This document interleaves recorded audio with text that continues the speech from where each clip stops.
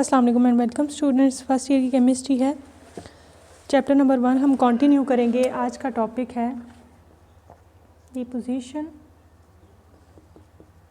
Of hydrogen,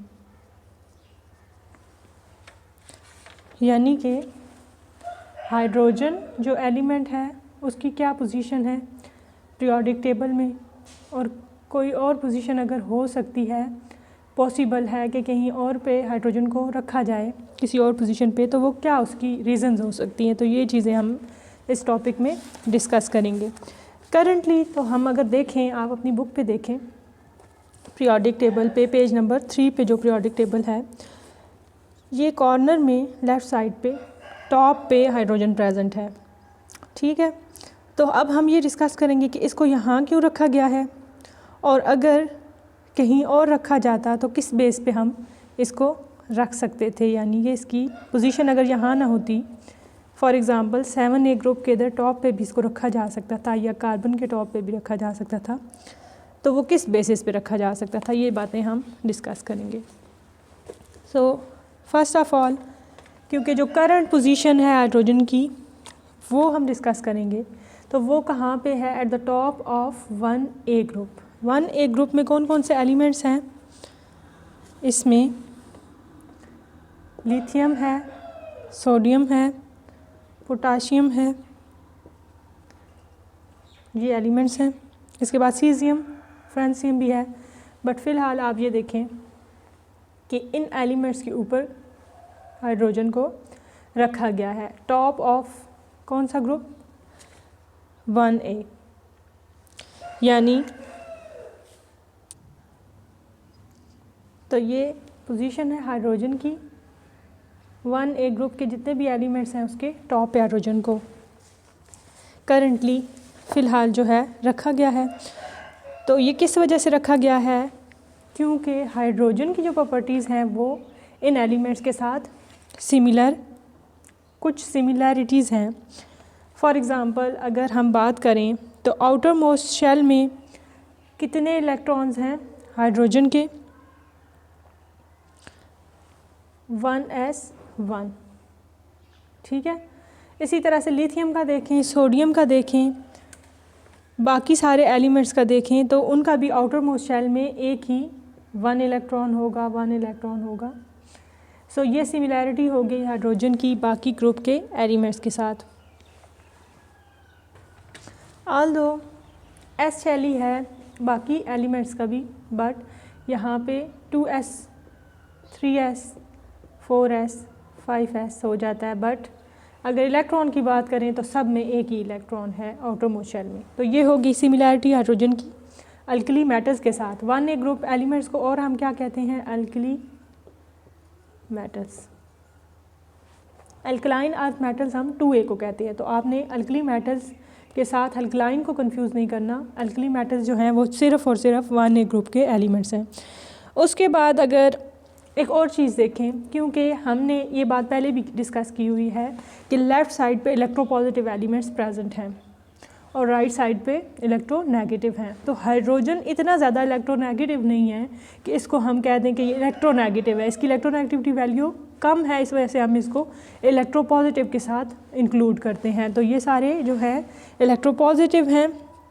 सो क्योंकि ये electropositive हैं और इलेक्ट्रोनेगेटिव एलिमेंट्स के साथ ये कंबाइन करते हैं, कंपाउंड्स बनाते हैं, लाइक सोडियम, फ्लोरीन, क्लोरीन, किसी के साथ भी ये वाले मिलके बना सकते हैं। इसी तरह से हाइड्रोजन भी मिलके इलेक्ट्रोनेगेटिव एलिमेंट्स के साथ लाइक HF बना देगा। अगर सोडियम ने फ्लोरीन के साथ कंपाउंड बनाया है तो हाइड्रोजन भी बना सकता है। तो ये क्या हो गया, सिमिलैरिटी हो गई बिहेवियर की, यानी कंपाउंड बनाने की सिमिलैरिटी हो गई कि हाइड्रोजन भी बना सकता है क्योंकि वो दूसरे भी बनाते हैं।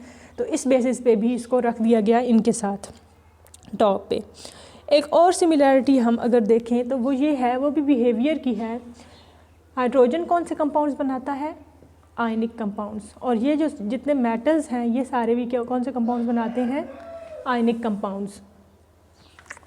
तो सारे के सारे मेटल्स आयनिक कंपाउंड्स बनाते हैं, हाइड्रोजन भी आयनिक कंपाउंड्स बनाता है, इसीलिए हाइड्रोजन को इनके टॉप पे रख दिया गया। ये अब तीसरी सिमिलैरिटी हो गई। एक तो सिमिलैरिटी हो गई आउटर मोस्ट शेल में एक इलेक्ट्रॉन है, चाहे वो किसी भी एलिमेंट का 1s हो, 2 हो, 3 हो, 4s हो, लेकिन होगा इसके अंदर एक एक इलेक्ट्रॉन। तो एक सिमिलैरिटी ये होगी, दूसरी ये होगी क्योंकि ये इलेक्ट्रोपॉजिटिव है, हाइड्रोजन भी इलेक्ट्रोपॉजिटिव है, तो हाइड्रोजन इनकी तरह बाकी इलेक्ट्रोनेगेटिव एलिमेंट्स के साथ कंपाउंड्स बनाता है, ये दूसरी सिमिलैरिटी होगी। और तीसरी क्या होगी कि हाइड्रोजन भी आयनिक कंपाउंड्स बनाता है लाइक अदर अल्कली मेटल जो कि आयनिक कंपाउंड्स बनाते हैं। उसके बाद ये जो आयनिक कंपाउंड्स हैं, अब इनकी एक और क्वालिटी होती है, वो ये होती है कि ये वाटर के अंदर क्या हो जाते हैं, डिसोसिएट इन वाटर। ऐसे आयनिक कंपाउंड्स जो कि वाटर के अंदर डिसोसिएट हो जाते हैं।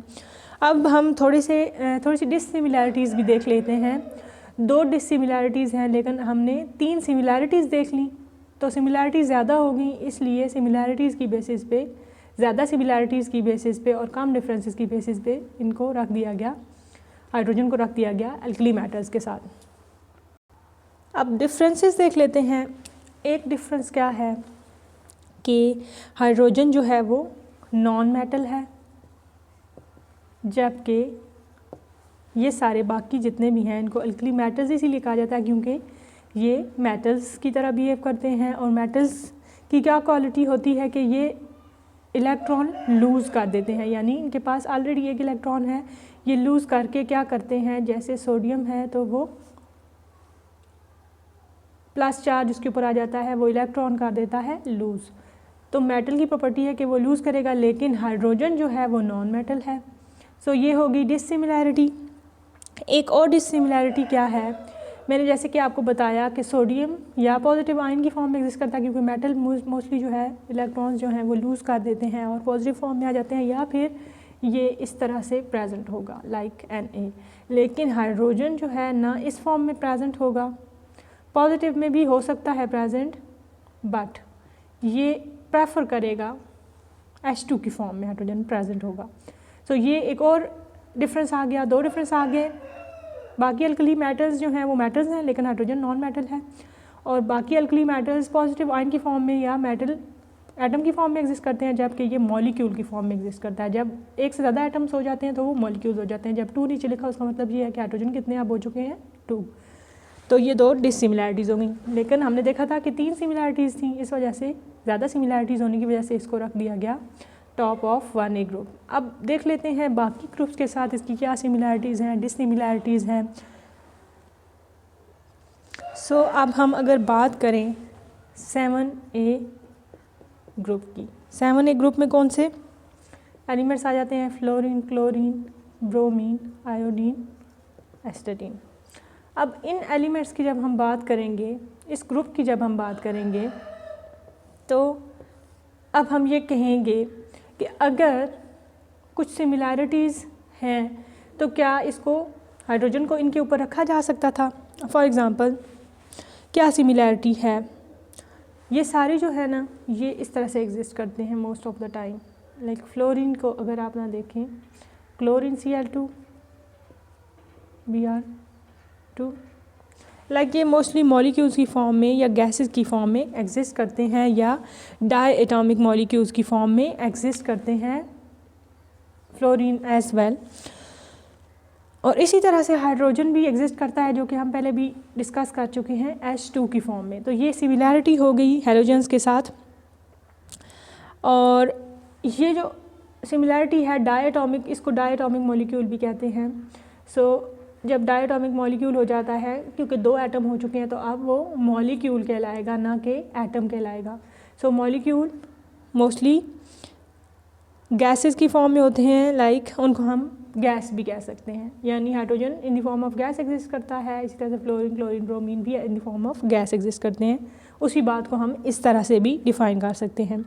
उसके अलावा अगर हम देखें कि हाइड्रोजन को आउटर मोस्ट शेल कंप्लीट करने के लिए कितने इलेक्ट्रॉन चाहिए, क्योंकि एस में 2 इलेक्ट्रॉन्स आ सकते हैं और एक इसके पास है, तो इसको क्या 1 इलेक्ट्रॉन और रिक्वायर्ड है आउटर मोस्ट शेल को कंप्लीट करने के लिए। इसी तरह से हैलोजेंस जो हैं उनकी हम बात करें तो क्योंकि हैलोजेंस 7A ग्रुप से बिलोंग करते हैं, तो इनका जो ऑक्सीडेशन स्टेट है वो 7 तक फील्ड है, लेकिन इनको भी एक ही इलेक्ट्रॉन चाहिए आउटर मोस्ट शेल को, क्योंकि इसके पास चार्ज है तो एक इलेक्ट्रॉन से जो है इसका जो है आउटर मोस्ट शेल वो कंप्लीट हो जाएगा। जैसे हम अगर फ्लोरीन के आउटर मोस्ट शेल की बात करें तो हम कहेंगे कि इसकी जो इलेक्ट्रॉनिक कॉन्फ़िगरेशन है, यानी उसमें इलेक्ट्रॉन्स किस तरह से रेंज हैं, हीलियम की एक हो गई और 2s2 और 2p5। अब आउटर मोस्ट इसका कौन सा है जो हमने लास्ट में लिखा है, तो 2p5 जो है वो इसका है आउटर मोस्ट।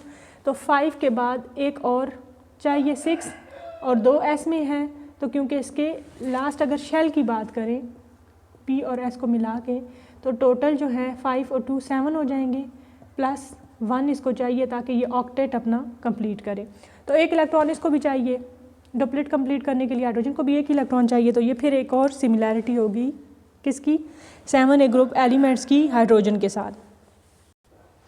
उसके अलावा अगर सिमिलैरिटीज़ देखें तो हाइड्रोजन क्या करता है, हाइड्राइड आयन बनाता है, H नेगेटिव आयन बना लेता है एक इलेक्ट्रॉन एक्सेप्ट करने के बाद।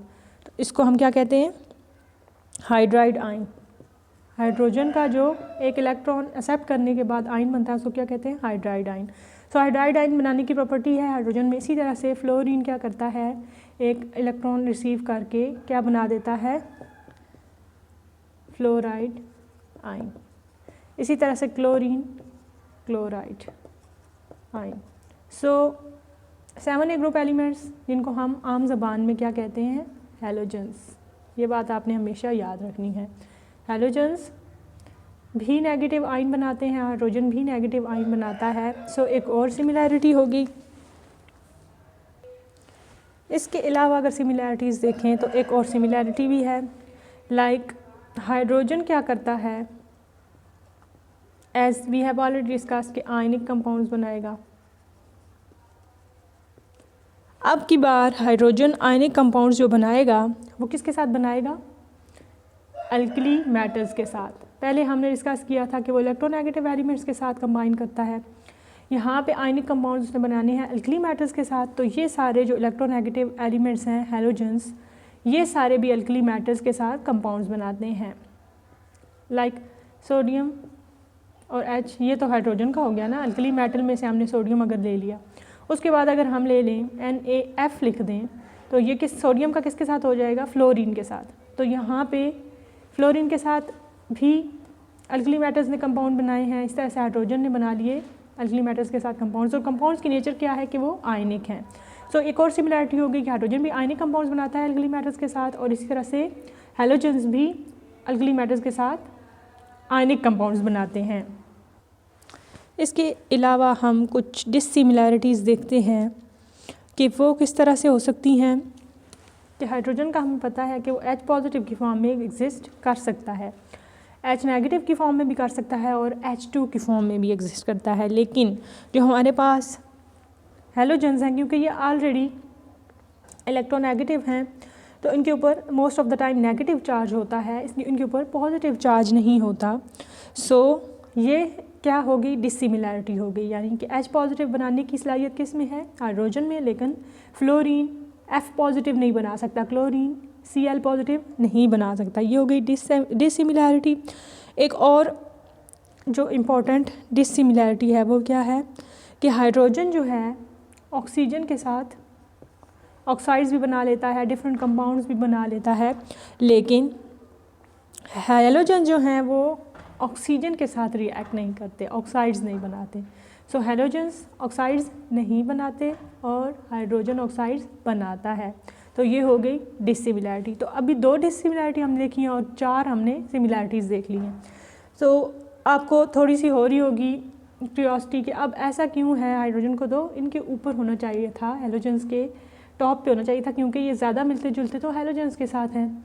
लेकिन इसके बाद हम एक और ग्रुप के साथ भी सिमिलैरिटीज़ इनकी और डिफरेंसेस डिस्कस करेंगे, और एंड पे हम देखेंगे कि ऐसा क्यों नहीं है। वीडियो को पूरा देखें ताकि एंड तक आपको तमाम पॉइंट्स अच्छी तरह समझ आएँ। अब हम डिस्कस करेंगे कौन से ग्रुप को, 4A ग्रुप को। 4A ग्रुप में कौन से एलिमेंट्स आते हैं, लाइक कार्बन, सिलिकॉन, उसके अलावा जर्मेनियम, टिन, लेड। अब हम बात करेंगे कि हाइड्रोजन को कि अगर सिमिलैरिटीज़ हैं तो कौन सी सिमिलैरिटीज़ हो सकती हैं 4A ग्रुप के साथ। सो अगर हम सोचें कि अगर हाइड्रोजन को हम रखना चाहते हैं 4A के ऊपर तो क्या हम रख सकते हैं, लाइक उसकी किस तरह की प्रॉपर्टीज़ हैं। तो सबसे पहले तो हाइड्रोजन का जो 1s1 है, एक और इलेक्ट्रॉन आ सकता है, इसका मतलब ये है कि एक पहले से मौजूद है, तो कितने इसकी कैसी फिलिंग हुई हाइड्रोजन की, इसकी हाफ हो गई फिलिंग, तो हाफ फिल्ड है आउटर मोस्ट शेल। इसी तरह से अगर हम कार्बन और सिलिकॉन की बात करें तो इनमें भी ऐसा ही होता है कि s में 2 होते हैं, इसी तरह से p में 2 इलेक्ट्रॉन होते हैं, लेकिन क्योंकि इसके आउटर मोस्ट शेल को ऑक्टेट कंप्लीट करना है 8 इलेक्ट्रॉन्स चाहिए, तो 2 और 2 4 मौजूद हैं, 4 और चाहिए, तो ये भी हाफ फिल्ड हो गया। सो ये हो गई सिमिलैरिटी, यानी कि हाइड्रोजन का भी outer most shell half filled है और बाकी 4A ग्रुप के जो भी एलिमेंट्स हैं उनका भी outer most shell half filled है। ये होगी सिमिलैरिटी। उसके बाद एक और सिमिलैरिटी जो हम इनके साथ देख सकते हैं वो ये है कि हाइड्रोजन भी और 4A ग्रुप के एलिमेंट्स भी क्या बनाते हैं, कोवेलेंट बॉन्ड्स और कोवेलेंट कंपाउंड्स। तो कोवेलेंट बॉन्डिंग होती है इनके अंदर हाइड्रोजन के साथ, और 4A ग्रुप के एलिमेंट्स जब अदर एलिमेंट्स के साथ कंपाउंड्स बनाते हैं तो वो कौन सी बॉन्डिंग के थ्रू बनाते हैं, कोवेलेंट बॉन्डिंग के थ्रू। ये एक और सिमिलैरिटी होगी। और एक और जो दोनों में प्रॉपर्टी प्रेजेंट है, लाइक कार्बन ले लें हम 4A ग्रुप का और हाइड्रोजन ले लें, तो ये दोनों ही रिड्यूसिंग प्रॉपर्टीज़ रखते हैं, रिड्यूसिंग प्रॉपर्टी दोनों की है। तो 3 सिमिलैरिटीज़ हो गई हमारी 4A ग्रुप के साथ हाइड्रोजन की। आपकी बुक में जो है इन 3 ग्रुप्स को ही डिस्कस किया गया है। फर्दर हम देखते हैं, अब कुछ डिसिमिलैरिटीज़ देख लेते हैं हाइड्रोजन की 4A ग्रुप के साथ।